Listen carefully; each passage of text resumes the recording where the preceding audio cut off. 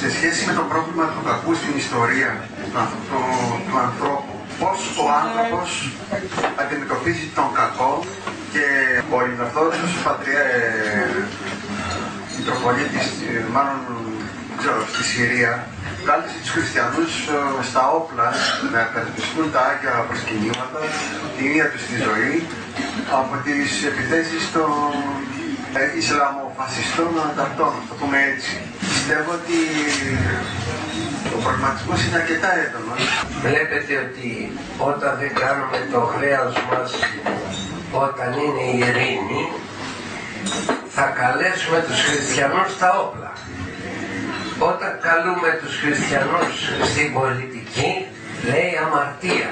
Όταν τους καλούμε στα όπλα, είναι θέλημα Θεού. Τι πρέπει να φτάσουμε στα άκρα, ώστε να κάνουμε κάτι για το οποίο αμφιβάλλουμε αν είναι του Θεού ή όχι. Ναι, υπερασπιζόμαστε βομμούς και αιστείες, αλλά ο φόνος είναι φόνος. Γιατί να φτάσουμε εκεί? Διότι και στην πατρίδα μας θα φτάσουμε εκεί κάποια ώρα.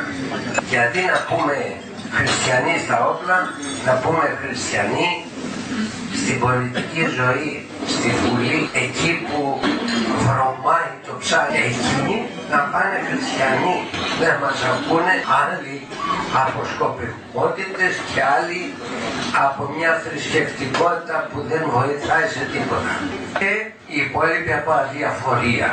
Τι να πούμε για το κακό τώρα και το καλό, και τι να πούμε για τις επιλογές που κάνουμε. Θα μας πει εδώ ο Άγιος Αυγουστίνος ότι εγώ, λέει, απέρριψα τον εαυτό μου, ντρέπομαι για τον εαυτό μου και γι' αυτό διάλεξα εσένα, λέει στο Θεό. Αυτό που ότι κάποιοι αμφισβητούν τη θεότητα του Χριστού και λοιπά, έχει την απάντησή του εδώ στα λόγια αυτά του Αγίου Αυγουστίνου. Ποιοι αμφισβητούν τη θεότητα του Χριστού? Αυτοί που πιστεύουν ότι είναι σπουδαίοι. Δεν είδα κάποιον που δεν είναι αλαζόνας. Δεν είδα κάποιον που δεν θεωρεί σπουδαίο τον εαυτό του να είναι ένθεος. Όλοι οι αλαζόνες είναι άθεοι. Γιατί λατρεύουν τον εαυτό τους για Θεό. Εφόσον ο εαυτός τους δεν έχει φτάσει να έχει τις θείες δυνάμεις, αποκλείεται να υπάρχει άλλος ανώτερος. Η επιλογή λοιπόν του καλού και του κακού θα είναι πάντοτε σχετική όταν δεν είναι απόλυτη. Τι θα πει αυτό το οξύμορο σχήμα? Όταν το καλό και το κακό αποτελούν απλώς ιδέες, τότε οι επιλογές θα ποικίλουν. Θα έχουμε ακόμη και επιλογή του κακού. Ένας που δεν πιστεύει στο Θεό, που είναι άθεος σε τον κόσμο, με ποια κριτήρια αξιολογεί κάτι ως κακό και με τι κριτήρια αξιολογεί κάτι ως καλό? Γιατί νομίζω ότι ισχύει για την εξουσία, ισχύει και για την επιλογή του καλού και του κακού. Όταν ο άνθρωπος δεν πιστεύει ότι προέρχεται η πραγματική εξουσία εκτός της ανθρωπίνης φύσεως, τότε δεν έχει δικαίωμα να απαιτήσει από κανέναν σεβασμό στην οποιαδήποτε εξουσία. Σχετικοποιείται η εξουσία. Εφόσον δεν προέρχεται από το Θεό, δεν αναγνωρίζω σε κανέναν άνθρωπο και σε καμία πλειοψηφία ανθρώπων το δικαίωμα να με εξουσιάζει, να με διατάζει και να μου πει τι πρέπει να κάνω. Αυτά είναι τα απόλυτα ανθρώπινα δικαιώματα σύμφωνα με τη λογική του κόσμου. Τα ανθρώπινα δικαιώματα δεν θα μου τα κρίνει ο καθένας, θα τα κρίνω εγώ. Διότι το σύστημα της αθείας είναι ανθρωποκεντρικό. Δεν είναι διανθρωπότητος γύρω από το κέντρο η ανθρωπότητα, είναι ο άνθρωπος. Συνεπώς ο κάθε άνθρωπος θα κρίνει τι είναι αυτό που τον εκφράζει. Καταργείται η πλειοψηφία. Δεν είναι θέμα πλειοψηφίας πλέον. εφόσον δεν υπάρχει ο Θεός, όχι μόνο όλα επιτρέπονται, αλλά και τίποτε από αυτά που ισχύει ως αυθεντία, ως αρχή δεν υπάρχει. Η αναρχία είναι η μόνη λογική συνέπεια. Η επιλογή οποιοδήποτε πράγματος είναι στη διάθεση του καθενός ανθρώπου. Εσύ λες καλό, αυτό που επιλέγω εγώ, ή κακό, εγώ το λέω αντίστροφα. Εσύ λες καλό, εγώ το λέω κακό. Εσύ λες κακό το ότι κλέβω, εγώ το λέω καλό. Γιατί εκεί που δεν είχα, τώρα έχω. Για μένα είναι καλό. Για σένα που είχες και τώρα δεν έχεις είναι κακό. Δικό σου το πρόβλημα. Καταλάβατε, όταν είναι μέτρον πάντων ο άνθρωπος και όχι ο θεάνθρωπος, τότε τα πάντα επιτρέπονται σε όλους. Όχι επιτρέπονται στους άρχοντες τα πάντα και στους αρχομένους τίποτα. Για τον εφοριακό είναι καλό να βάζει φόρους. Για μένα είναι κακό αυτό. Και εφόσον είναι κακό δεν θα το κάνω. Δεν θα δώσω φόρο. Αναρχία. Με ποιο δικαίωμα ο άλλος θα διεκδικήσει την υπακοή μου επειδή έχει λεφτά, επειδή τα έχει κάνει πλακάκια με αυτούς που είναι ισχυροί. Πρέπει λοιπόν ο κόσμος να γνωρίσει όχι μόνο τους χριστιανούς, αλλά και να γνωρίσει ποιο είναι το κήρυγμα των χριστιανών προς εκείνους που δεν πιστεύουν. Γιατί αυτοί που δεν πιστεύουν δεν έχουν συνειδητοποιήσει ακόμη τι εξουσίες έχουν. Ο Χριστός γι' αυτό είπε ότι ήρθε να βάλει πυρ επί της γης, να ανατρέψει ό,τι υπάρχει ως καθεστική ατάξης και να βάλει την ουράνια τάξη. Αλλιώς η επίγεια κατάσταση τεινάζεται στον αέρα. Μέχρι τώρα ξέρανε τι λέει ο χριστιανός ότι πρέπει να συμβαίνει στον κόσμο και παρά τα αυτά διώκουν τον χριστιανό. Και τώρα να ακούσουν και τι λέει ο χριστιανός προς εκείνους που δεν πιστεύουν. Γιατί η Εκκλησία θα πρέπει να αρχίσει να καταρτίζει τους ανθρώπους που είναι μέσα στον ναό με τη χριστιανική πίστη και αυτούς που είναι έξω από τον ναό να τους λέει τι πρέπει να κάνουν. Για να είναι τουλάχιστον λογικοί με τις απόψεις που υποστηρίζουν. Δεν υπάρχει Θεός, γιατί σέβεσαι το κράτος. Αυτό το κήρυγμα νομίζω θα ενδιαφέρει περισσότερο τους κρατούντες παρά το τι είναι ο χριστιανός. Γιατί όταν ακούνε οι κρατούντες τι είναι ο χριστιανός, σου λέει από αυτούς δεν κινδυνεύουμε, μόνο αυτοί κινδυνεύουν από εμάς. Όταν όμως τους κάνουμε να χάσουν τον ύπνο τους με την αλήθεια, αφαιρέσατε το Θεό από τους ανθρώπους. Ναι, δεν έχετε καμία υποχρέωση, λαέ της Ελλάδος, να σέβεστε το κράτος. Λοιπόν, το καλό και το κακό ποιο είναι? Αυτό που βολεύει τον καθένα είναι καλό. Μιλάμε με το πνεύμα του κόσμου. Αυτό που βολεύει τον καθένα είναι το καλό και αυτό που δεν το βολεύει είναι κακό. Και βεβαίως το κακό δεν πρέπει να το πράττει κανείς, το καλό θα πράττει. Δηλαδή αυτά που μας βολεύουν. Και αυτά που βολεύουν τους πολίτες δεν βολεύουν τους πολιτικούς. Αυτό είναι βέβαιο. Γι' αυτό τώρα βολεύονται οι βολευτές και ξεβολεύεται ο λαός. Η αρχή της δεδηλωμένης πλειοψηφίας του Χαριλάου Τρικούπη οδήγησε στην πτώχευση της Ελλάδος. Τι θα πει δεδηλωμένη πλειοψηφία? Αυτή η πλασματική δήθεν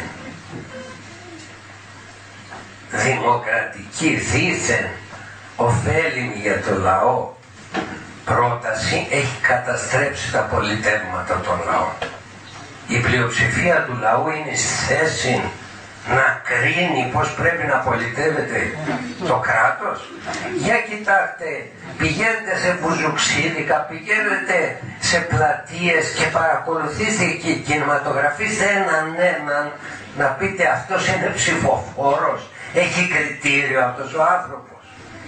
Δηλαδή αν μπορούσε να γίνει βιντεοσκόπηση πολλών πλευρών και πτυχών της ελληνικής κοινωνίας και να φτιάξει κάποιος ένα ρεπορτάζ και να πει κοιτάξτε τους ψηφοφόρους, αυτοί μας βγάζουν αυτούς που λέω.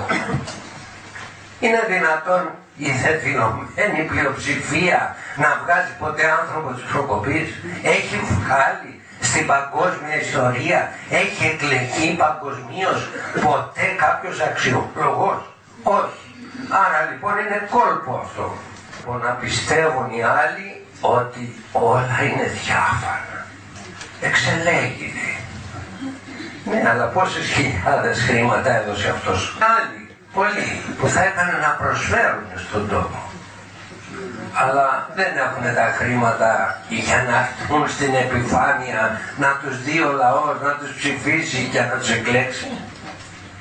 Άρα λοιπόν το καλό και το κακό, εάν δεν είναι πρόσωπο το καλό, ώστε στο πρόσωπο αυτό να μετρηθεί ο καθένας μας και το κάθε τι, τίποτε δεν στέκει όρθιο. Διότι εκείνος που δημιούργησε τον κόσμο, τον δημιούργησε επειδή υπάρχει ο όν και εις τους αιώνας. Δεν το δημιούργησε για τις θεωρίες που λέει ο καθένας. Το καλό λοιπόν είναι πρόσωπο, είναι ο Θεός. Και αυτό που ορίζει ο Θεός είναι καλό και εκείνο που δεν ορίζει είναι κακό. Και από εκεί και πέρα όλα ακολουθούν την ιστορική τους πορεία. Εάν κάποιος είχε το χρόνο και είχε και τις γνώσεις και είχε και την υπομονή και τις δυνατότητες να πάρει την ιστορία, τουλάχιστον τη γνωστή ιστορία της ανθρωπότητος, και να κάνει μία κριτική, θα δει ότι όλες αυτές τις χιλιάδες τα χρόνια που έχουν περάσει, ο Θεός αφήνει κάποιους να επαναστατούν εναντίον άλλων στο βαθμό που αξίζει στον καθένα αυτό το επιτίμιο. Μέχρι να συμπληρωθούν καιροί εθνών, τυραννούνται και έθνη που πιστεύουν στο Θεό, γιατί πιστεύουν λάθος. Η ζωή τους είναι διαφορετική από αυτή που πρέπει να είναι. Και μετά έρχονται και τα έθνη και πληρώνουν από άλλους και γίνεται μια διαρκής πάλι. Είναι τυχαίο ότι με τη Γαλλική Επανάσταση ξεκίνησε μία πορεία με ηγέτιδα τη Γαλλία να κατακτήσει όλο τον κόσμο. Πόσα χρόνια κράτησε όμως? Πότε δίδεται στον έναν, πότε στον άλλον. Και τα επιτρέπει ο Θεός, όπως επιτρέπει και τα αξιώματα, να τα παίρνουν ακατάλληλα πρόσωπα, ώστε να μην υπάρχει δικαιολογία. Και για να βασανίζουν τα ακατάλληλα πρόσωπα τους υπηκόους τους, αλλά και τα ίδια τα πρόσωπα να μην έχουν απολογία και τα ίδια τα κράτη να μην έχουν απολογία. Η Γαλλία έφτασε να γίνει κυρίαρχος του κόσμου με λάθος τρόπο. Σπήρε ο Θεός. Προσπάθησε η Γερμανία να γίνει κυρίαρχος του κόσμου. Τη σπήρε ο Θεός. Με όλο η Αγγλία έφερε κυρίαρχο του κόσμου την Αμερική, γιατί αυτή δεν τα καταφέρνει. Τα καταφέρνει πάντα στην πανουργία. Δεν τα καταφέρνει όμως να γίνει η δύναμη που θα υπερισχύσει. Και επειδή ξέρει αυτή την αδυναμία, βάζει φιτιλιές και προσκολάτες στον ισχυρό εκάστοτε. Διέρη και Βασίλη. Μάλιστα. Εσείς οι Κύπροι έχετε πικράν πείρα. Ιδίως όταν η σημερινή βασίλισσα της Αγγλίας υπέγραφε τον απαγχωνισμό του Ευαγόρα Παλικαρίδη και όλων αυτών των Κυπρίων που είχαν ψυχή και χριστιανική και ελληνική. Τα επιτρέπει άκρη καιρού. Δεν θα βασιλεύει για πολύ, ούτε αυτή που θεωρείται σήμερα υπερδύναμη. Επιτρέπει ο Θεός αυτή η υπερδύναμη να δώσει μεγάλη δύναμη στους μουσουλμάνους. Η Αμερική είναι που ενισχύει τους μουσουλμάνους αυτή την εποχή. Γιατί οι μουσουλμάνοι είναι ιδανικοί για να εξαφανίσουν οποιαδήποτε πίστη. Χρησιμοποιείται για να καταστρέψει τον χριστιανισμό. Μόνο γι' αυτό. Από τους Αμερικανούς χρησιμοποιείται. Θα δείτε πως ο Θεός επιτρέπει πότε στον ένα πότε στον άλλον να υπερισχύει, και βλέπουμε ότι ούτε η Γαλλία ούτε η Γερμανία τουλάχιστον που έχουν αποτύχει να μην έχουν βγάλει συμπεράσματα από αυτές τις αποτυχίες. Δεν έχω, εκτός από κάποιες οπωσδήποτε φωνές που υπάρχουν πάντοτε σε κάθε κράτος, επίσημα να παραδεχθεί το κράτος ότι κάμαμε αυτά τα λάθη, δεν έχει γίνει. Το να ρίχνεις όλο το ανάθεμα στον Ναπολέοντα ή στο Χίτλερ δεν λέγεται παραδοχή του λάθους, διότι ο Χίτλερ και ο Ναπολέον δεν ήταν δύο πρόσωπα, ήταν δύο λαοί. Γιατί η Γαλλική Επανάσταση δεν γίνεται στην Ελλάδα? Γιατί ο λαός δεν είναι επαναστάτης. Στην Ελλάδα επαναστατούν οργανωμένες μειοψηφίες. Ποτέ ο λαός. Γιατί ο λαός μας είναι καλοπερασάκας και βολεύεται σε όλες τις καταστάσεις. Και η Τρόικα να έρθει, θα βολευτεί ο λαός. Θα βρει τον τρόπο. Όλος ο λαός, εκτός από τους πραγματικά πιστούς, που είναι πολύ λίγοι. Ο Θεός θα βοηθήσει. Ο Θεός. Να μην χάσουμε τη θέση μας, την καρέκλα μας, την καλή μας φήμη, τα προνόμια μας. Αυτός είναι ο λαός μας.